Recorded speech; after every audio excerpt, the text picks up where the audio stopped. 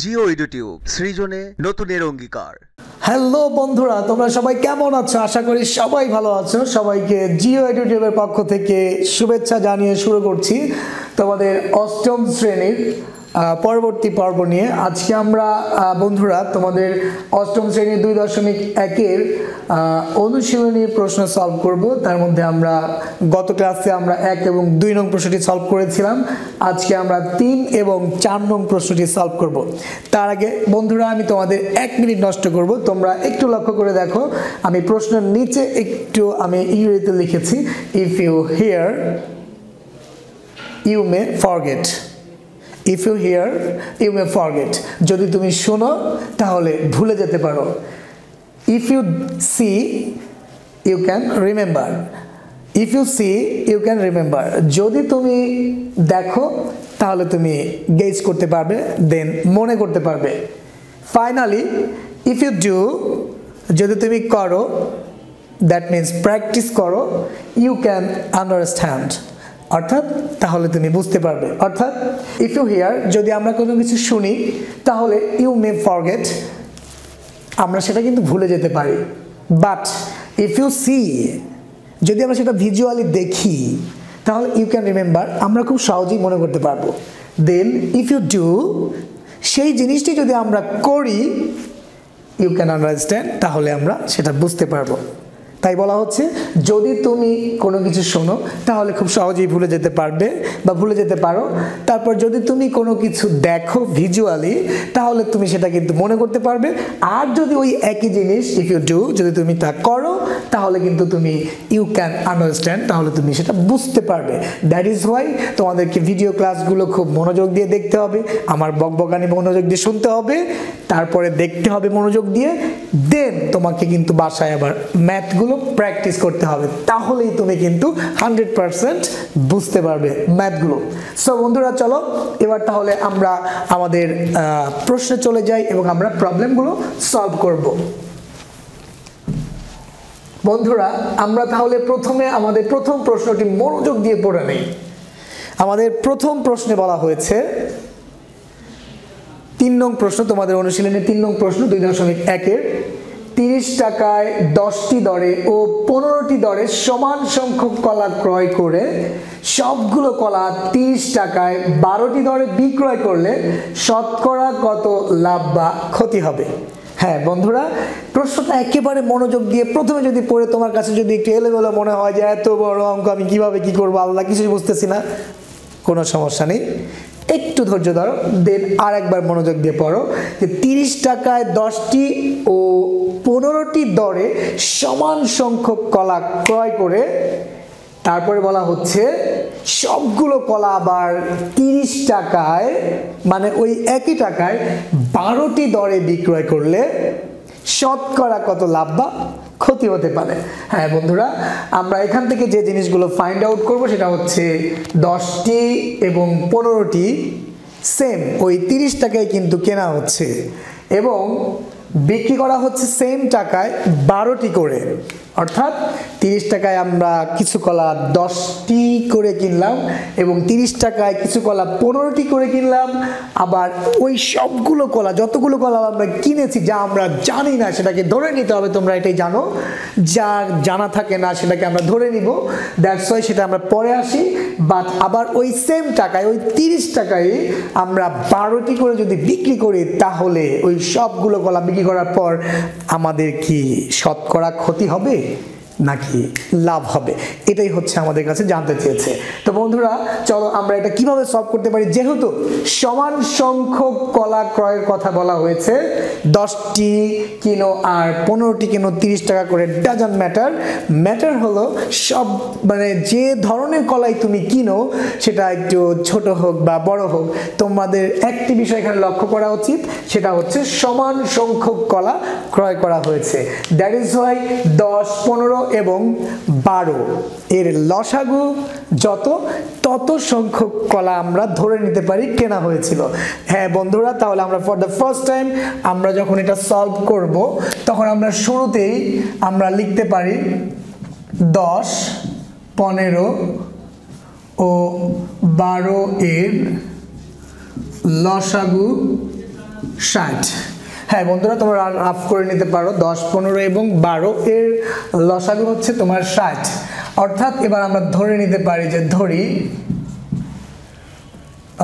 ধরি প্রত্যেক প্রকারের কলা, ধরি প্রত্যেক প্রকারের কলা 60টি ক্রয় করা হয়েছিল। ধরি প্রত্যেক প্রকারের কলা 60টি করে ক্রয় করা হয়েছিল, ক্রয় করা হয়েছিল। হ্যাঁ বন্ধুরা, আমরা ধরে নিলাম যে প্রত্যেক প্রকারের কলাই 60টি করে ক্রয় করা হয়েছিল, কেননা তোমার উদ্দীপকে অর্থাৎ প্রশ্নের শুরুতে লেখা আছে সমান সংখ্যক কলা ক্রয় করা হয়েছিল। তো বন্ধুরা, এবার তাহলে কিন্তু আমরা আমাদের মূল প্রবলেম সলভ করা শুরু করতে পারি। অর্থাৎ দেখো 30 টাকায় 10টি ক্রয় করা হয়েছিল, তাহলে আমরা এখন লিখতে পারি 10টি কলার ক্রয় মূল্য, 10টি কলার ক্রয় মূল্য কত টাকা বন্ধুরা? 30 টাকা। 10টি কলার ক্রয় মূল্য 30 টাকা, অতএব একটি কলার ক্রয় মূল্য 30/10 টাকা। ফাইনালি আমরা প্রথমেই ধরে নিয়েছি যে প্রত্যেক প্রকারের কলাই 60টি করে কেনা হয়েছিল, দ্যাট ইজ ওয়াই আমরা লিখব 60টি কলার ক্রয় মূল্য আসলে কত হয়। তাহলে 30 গুণ 60 ডিভাইডেড বাই 10 টাকা। তাহলে 10 দিয়ে যদি তুমি 30কে ভাগ করো তাহলে হবে 3, আর এই দুটা গুণ করলে হবে 180 টাকা। একইভাবে লেখো আবার দ্বিতীয় প্রকারের যে কলার কথা বলা হয়েছে সেটা আসলে আমরা স্টার্ট করতে পারি, যেহেতু 15টি দরে তাই লিখব 15টি কলার ক্রয় মূল্য, 15টি কলার ক্রয় মূল্য কত টাকা বন্ধুরা? হ্যাঁ, একই দাম, মানে 30 টাকা, সেম টাকা। অতএব একটি কলার ক্রয় মূল্য হবে 30/15 টাকা। ফাইনালি কলা কিন্তু 60টা কেনা হয়েছিল প্রত্যেক প্রকারের কলা, দ্যাটস ওয়াই 60টি কলার ক্রয় মূল্য হবে 30 গুণ 60 ডিভাইডেড বাই 15। তো বন্ধুরা 15 দ্বারা যদি আমরা 30কে ভাগ করি তাহলে হবে 2। এবার 60 আর 2 গুণ করলে হবে 120 টাকা। এবার বন্ধুরা একটু লক্ষ্য করে দেখো, আমরা যদি এই 60 আর 60 যোগ করে দেই যে এভাবে, যে অতএব 60 যোগ 60 সমান সমান 120টি কলার ক্রয় মূল্য কত হয়? 120টি কলার ক্রয় মূল্য কত হবে বন্ধুরা? হ্যাঁ, 180 যোগ 120 টাকা সমান সমান 300 টাকা। হ্যাঁ বন্ধুরা, আমরা ডান পাশের জায়গা নিয়ে এবার আমরা বাম দিকে চলে আসি, এর পরের ধাপটা আমরা বামে চলে আসি। ফাইনালি এবার দেখো বন্ধুরা, আমরা যদি এই 120টি কলার বিক্রয় মূল্যটা বের করি তাহলেই কিন্তু আমরা তার পরের ধাপে শতকরা আসলে লাভ হচ্ছে না ক্ষতি হচ্ছে সেটা কিন্তু আমরা বের করতে পারবো। হ্যাঁ বন্ধুরা, তাহলে ফাইনাল স্টেজে আমরা এটা করতে পারি যে এখন আমাদের বিক্রয় মূল্যটা বের করতে হবে, 120টি কলার বিক্রয় মূল্য বের করতে হবে। তাহলে স্টার্ট করবো কিভাবে?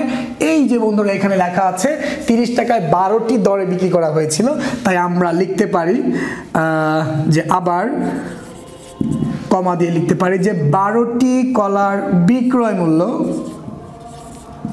12টি কলার বিক্রয় মূল্য কত টাকা বন্ধুরা? সেম টাকা, 30 টাকা।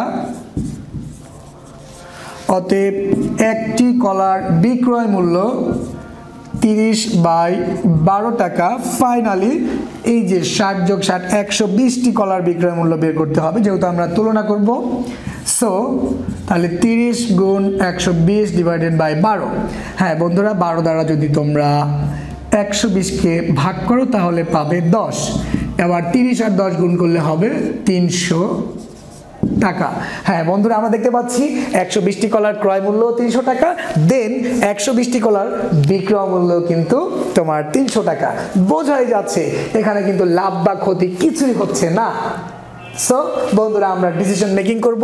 ফাইনালি আমরা লিখব যেহেতু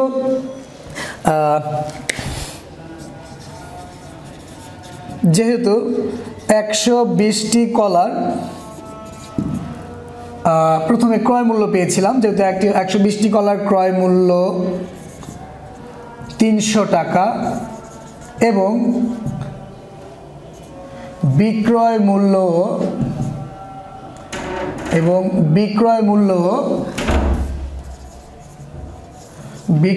মূল্য 300 টাকা।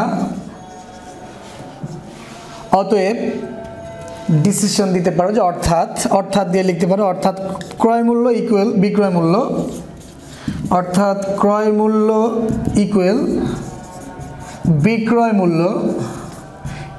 যেহেতু ক্রয় মূল্য এবং বিক্রয় মূল্য সেম সমান, তাই এখানে কিন্তু লাভ বা ক্ষতি কোনো কিছুই হয় নাই।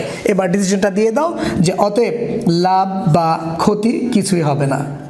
অতএব লাভ বা ক্ষতি কিছুই হবে না, এটি হচ্ছে আমাদের কাঙ্ক্ষিত ফলাফল। লাভ বা ক্ষতি কিছুই হবে না, এটাই আমাদের কাঙ্ক্ষিত ফলাফল। তো বন্ধুরা চলো এবার আমরা আমাদের পরবর্তী প্রশ্ন 4 নং প্রশ্নটি আমরা পড়ে নিই এবং সলভ করব।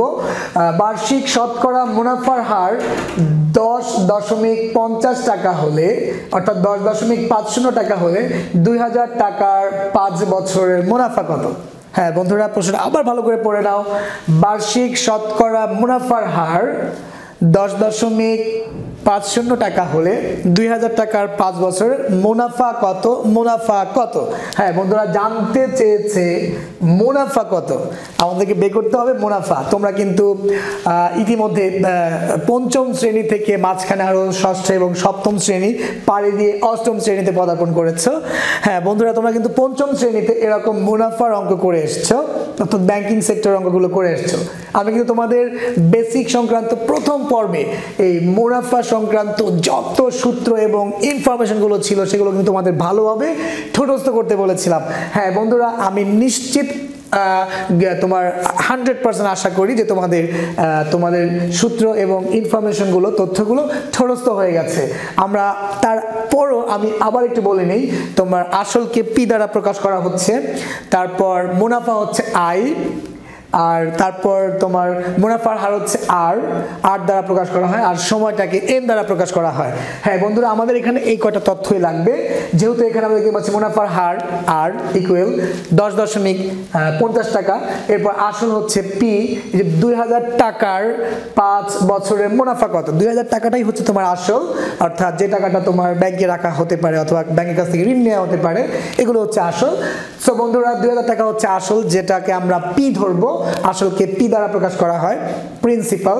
আর টাইম হচ্ছে যে তোমার 5 বছর, অর্থাৎ সময়টা হচ্ছে এন দ্বারা প্রকাশ করা, এন হচ্ছে 5 বছর। তো এই তথ্যগুলো আমরা সাজিয়ে নিয়ে তারপর আমরা প্রবলেমগুলো সলভ করবো। একেবারে সোজা অঙ্ক। তো বন্ধুরা, আমরা প্রথমে লিখে নিতে পারি দেওয়া আছে দিয়ে, তারপর এখানে দিয়ে লিখতে পারি, তোমাদের যা ইচ্ছা সেটা লিখতে পারবা। দেওয়া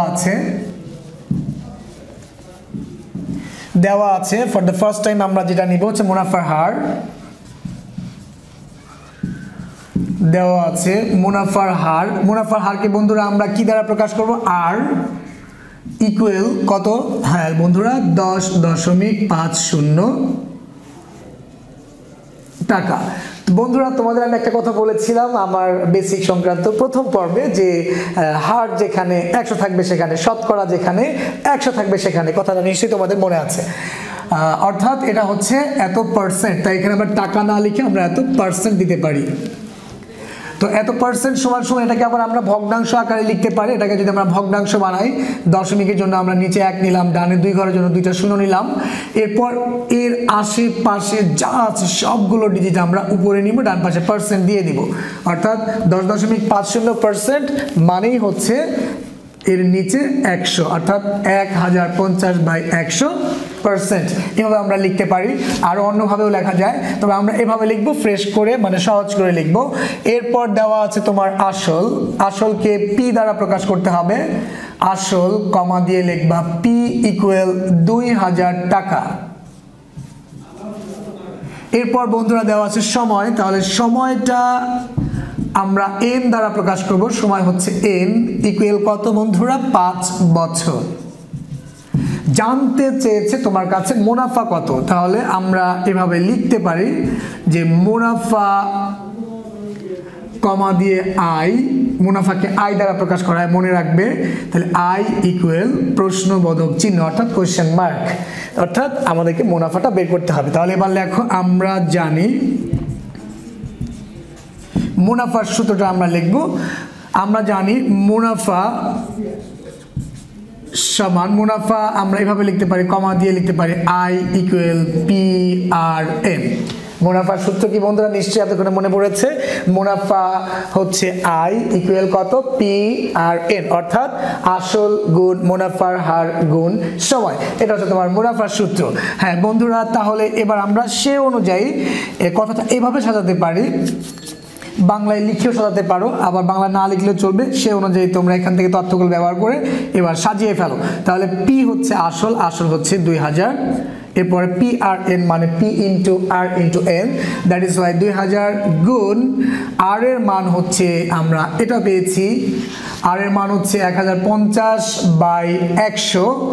তো আমরা সময়টা এখানে 5 নিয়ে নিতে পারি আগে। এরপর আমরা 1050/100, যেহেতু এটা ভগ্নাংশের ডানে পার্সেন্ট আছে, তোমরা ষষ্ঠ এবং সপ্তম শ্রেণীতে খুব ভালো করে এটা জেনে এসছো যে ভগ্নাংশের ডানে যদি তোমার পার্সেন্ট থাকে তাহলে তাকে নর্মালি মানে সাধারণ সামান্য ভগ্নাংশ করার জন্য তাকে 1/100 দ্বারা গুণ করতে হবে। দ্যাট ইজ ওয়াই আমরা ডান পাশে লিখবো 1/100, তাহলে আমার এই পার্সেন্টের চিহ্নটা উঠে যাবে। হ্যাঁ বন্ধুরা, তাহলে এবার আমাদের কাটাকাটির পালা। সে অনুযায়ী কাটাকাটি করবো। এবার কাটাকাটি, এই 100 দ্বারা যদি 2000কে ভাগ করো, 2 শূন্য আর 2 শূন্য ঢিসুম হয়ে যাবে। তাহলে 2 শূন্য 2 শূন্য যদি ঢিসুম হয়ে যায় তাহলে এখানে ভাগফল হবে তোমার 20। হ্যাঁ বন্ধুরা, এই 20 দ্বারা এবার এই 100কে যদি ভাগ করো তাহলে ফলাফল হবে 5 20 100, এখানে হবে 1। তো বন্ধুরা, এবার আমরা এই 5 আর এই 5 যদি ঢিসুম করে দিই, কাটাকাটি করে দিই, তাহলে কিন্তু হয়ে যাচ্ছে, কারণ এই 5 এর নিচে একটা 1 আছে, তাহলে নিচের 5 আর উপরের 5 ঢিসুম হয়ে যাচ্ছে।